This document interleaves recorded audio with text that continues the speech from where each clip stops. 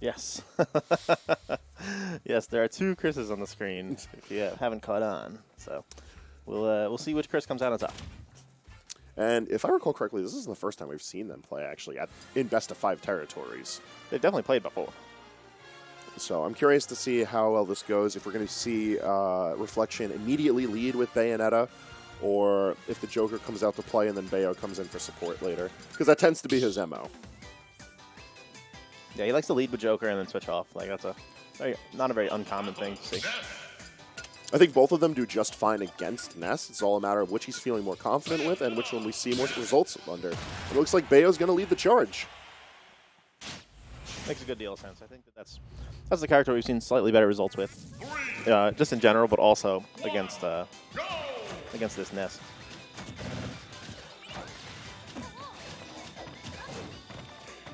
A lot of swinging, not a lot of damage.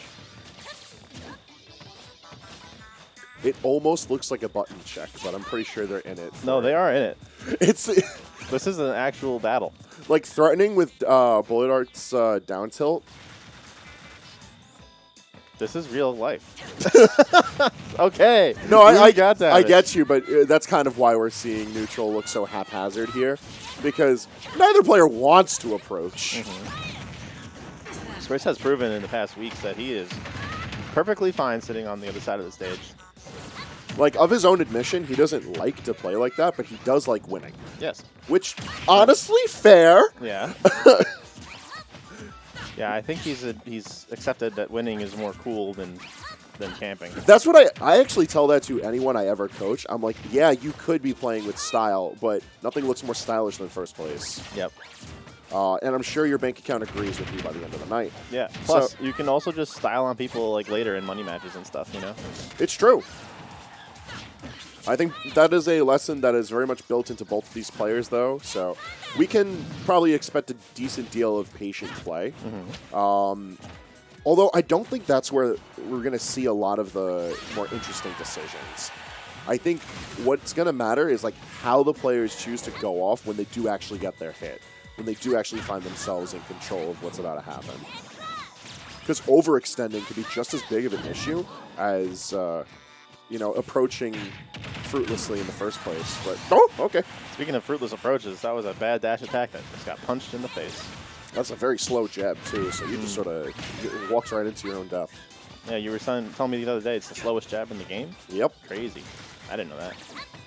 It's you'd think it would be someone else, but no. And given the reward on landing the jab now, it actually makes sense. Took them long enough. That's how it goes. You know what that reminds me of? That frame data reminds me of, did you see the tweet that Waidu put out the other day? No. Where he said, which of these moves has the most hit stun on shield, or shield stun? Yeah. The options were like Ganon F smash, DDD F smash, like Falcon punch, and Pikachu dash attack. Did he see what the answer is? It's Pikachu dash attack. Yeah, no, that makes sense. No, it doesn't. It doesn't make any sense. Pikachu's head is very strong. Stronger than a sword from Ganon? It's very strong. I am sad. Oh, well. Toss of the pizza. I told you we were making a pizza. Yeah, it's pizza time.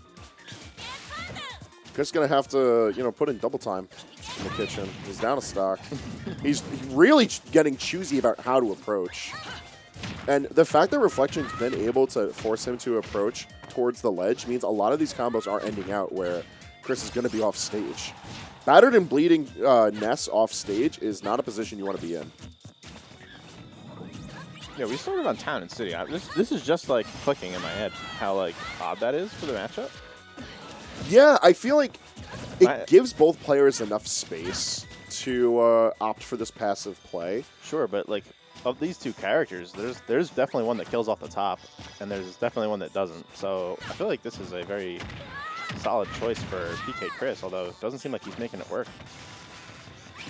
I'm very curious how the pick ban went between these two, because there had to have been deliberate banning of PS2, because there's no way these chuckleheads managed to just agree to go to Town and City. Right. That's what I'm saying, yeah. One thing I do want to bring up about Reflection's play tonight that I've noticed is a bit different than usual. He's getting very frisky off stage and like just barely coming to ledge. And I really like it. It's a nice change of pace and really starting to showcase how Bayonetta can get just as... Man, No why do I even way. bother complimenting any of you goons? No way. Bro, I hate it here. What? What? No.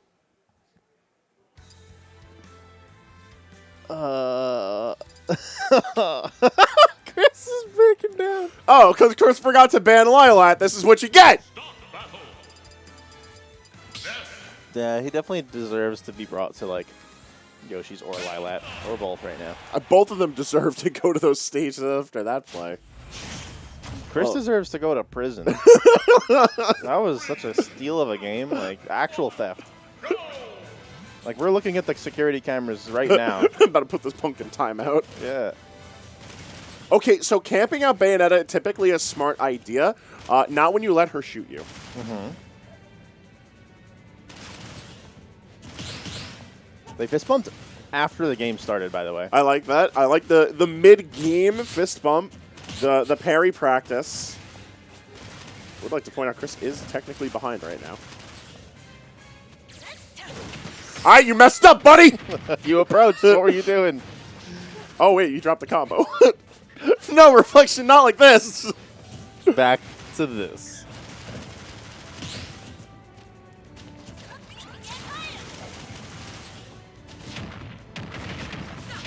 Tried to You know what approach. I Tried when to approach. What are you saying? Go ahead. When I tell people that technically speaking, this is the best way to play this game, I don't usually expect them to follow the advice to a T. Yeah. He's He's taking 113 damage from just basically guns and one, like, dropped combo. At the same time, he deserves it. He didn't ban the stage. He also deserves it because of what happened last game. It was very funny. I'm sure Reflection is enjoying this. Silly part is, you know, Reflection can still just die. Yo! Yo, no way! This is why they pay me! Dude. Dude. Oh. Reflection! Christian Reflection last name. Christopher! Go to your stage right now, young man! What the hell is going on? All right. The boys got to take their clown shoes off before they come in the house next time. This game too messy. Dude. Let's go, yeah, as if that's going to work now. It's very much not okay. I do like that there is a return to the status quo of sorts. They're turning around in their chairs. Oh!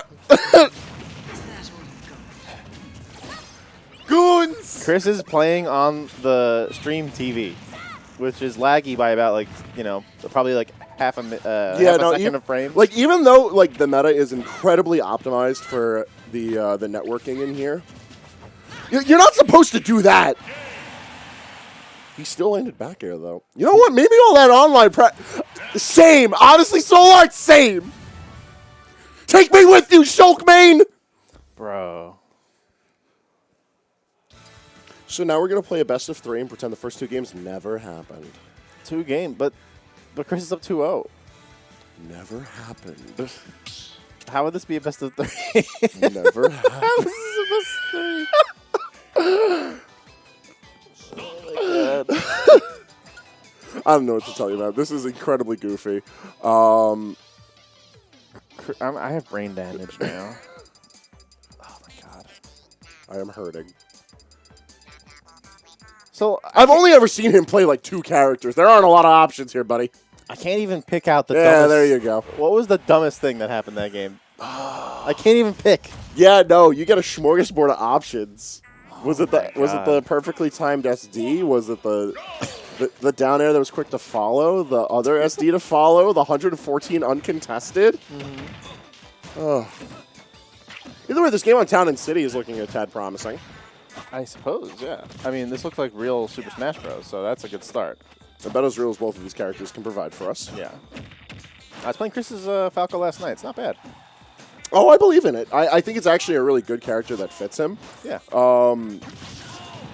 I'm very much a firm believer in his Ness with how he's grown in the Ness, but Falco very much in the same ilk of find one hit, make it a very big number. Couple that in with how it's more aggressive control. Like, it's good. Yeah, it definitely plays to the way his playstyle, like Chris's playstyle suits the character and Yeah. vice versa.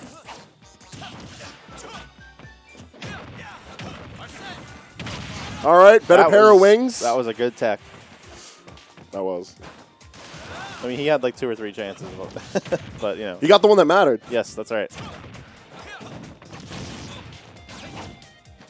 This matchup's actually not that bad for Joker. Mostly because, like, Falco's not killing you in one combo. He will kill with up smash sometimes. But, like, one good Falco combo gives you full Arsene. And then, because Falco's a spacey, you're finding yourself in situations where you get decent damage and then you start to edge guard or just kill during the combo. Which sucks for Falco. But works out nicely for Joker. I feel like those down guns are just so good at, like, off stage, just being a nuisance to Falco, whose recovery kind of gets hosed by it. Overall, like, down guns are really good, but I think it's also Reflection does a really good job of choosing when to just hold on to down guns or when to, you know, cancel it into the aerial when necessary. Because if you hold for too long, you're just sort of there. And after that move got nerfed, it doesn't nearly cover as much vertical space as you'd think.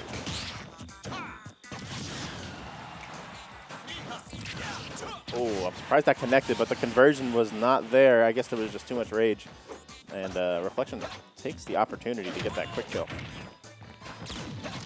He's looking kind of nice right now. Oh, he's looking very nice right now because that bird's not coming back. And that's game 3 falling in favor of Reflection. Game 1. Yes, that's right, game 1, because the other 2 never happened. That's right.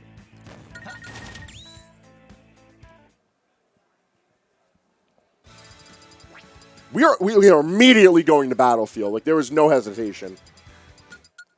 My man optimized the music pick, too. There was a couple flubs, but that's still, like, you know.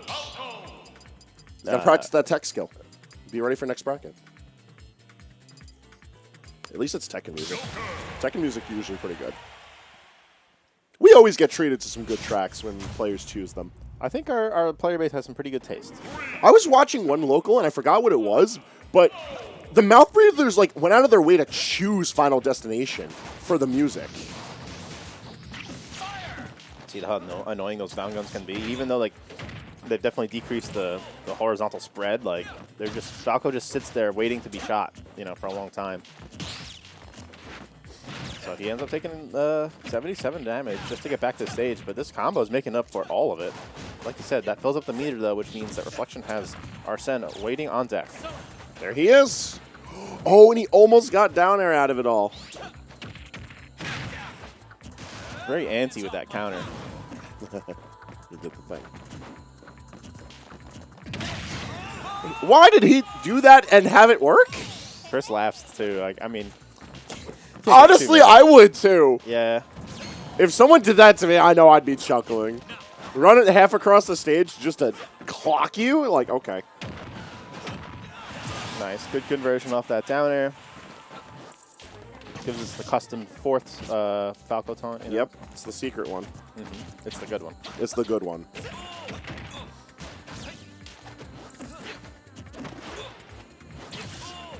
Well-timed back air. It takes up a lot of space. It's a really good move. Uh-oh. But it's risky if you miss it. Yeah, that side B does have the spike potential. At higher percentages, though, that is a lethal mistake Yes. for Reflection to be making. So, got to be counting his blessings that he's got this going on pretty early on. Nice angle from Chris. I'm surprised he's able to hit those. I guess when you're so used to such a difficult recovery like Ness is like... Everything else must look trivial in comparison. Yeah, exactly. Oh, nice.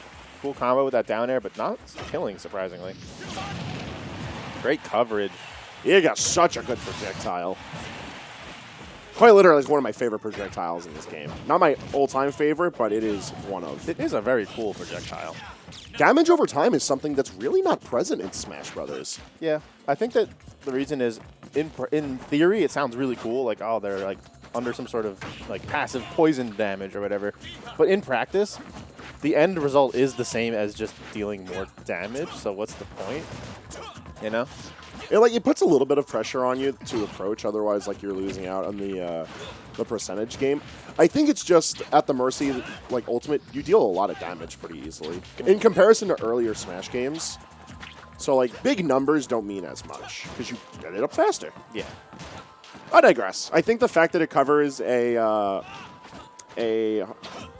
diagonal space while also lingering at the ledge like that is pretty neat. All right, Reflection could be on his last stock in his best of 3. Where he hasn't lost any games yet. No, wait. There were no other games. Not finding ledge front bear. The frame window on that's actually pretty tight, especially for Joker's back air. Doable, but very intensive. Oh, this is a scary place to be in. Reflection almost taking a boot to the face and dying early at 50. Arson's really got to do a lot of work here. Yo, the tip of the wing? Oh, that was such a scary position. PkChris barely missed spacing that down air. And look at those back airs going flying right now. Reflection just wants to end this. And indeed he does with that big back air, which means that he is now up 2-0 in this best of 3 and has not won yet. We're going to very magical game 3.5. Yes. Game 5, if you will, in layman's terms. The pick is back to Battlefield, which makes sense because it is a really good Falco stage, but it's also a very good stage for Ness. Historically, Chris does very well with his Ness on this stage. Yeah, I feel like he's given enough charity at this point. And indeed, we see the Bayonetta switch as well. So we are off of Joker. I think Joker served his purpose for this very haphazard set. I mean, I feel like Chris might be in a pretty bad position because for all intents and purposes, he did lose those first 2 games if you only account for actual logical gameplay and not SD, like, shenanigans, right? Like, he was very much losing both games 1 and 2 until things happened. Yeah. Like, so, stuff and things occurred. So this is going to be a lot on Reflection to be able to pick back up. Yeah, like and that get-up attack was super well timed. Yes, and well spaced.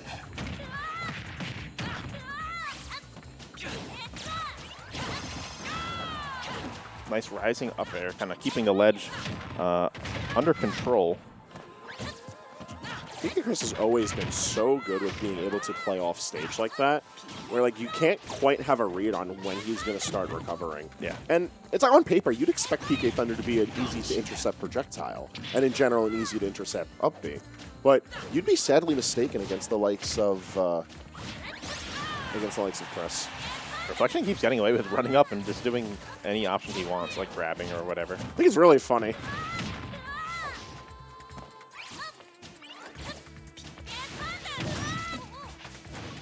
That's not a good situation to be in. Wow. Yeah, no. I mean... And that's exactly what I was talking about. It's like you'd think you could just get in there and throw out a counter, maybe a move onto the bolt of PK Thunder, but unless you really have that spacing down or you have a tool that is egregiously easy to use against the likes of projectiles, like gravitational pull or pocket or something of that nature, like you don't have that guarantee. You still have to be pretty exact with your spacing. Oh my gosh. That Exact was crazy. What coverage. I love how Chris uses PK Flash. It seems like such an ignorant tool, but he really does make it look so effective. Yeah. No commitment to the dash. I love that. Oh, we're back to this again. Ah! Oh! Oh, that looked hilarious. PkChris losing the F-Smash contest there. Evidently, the Madama Butterfly is larger than a wooden baseball bat. Yes.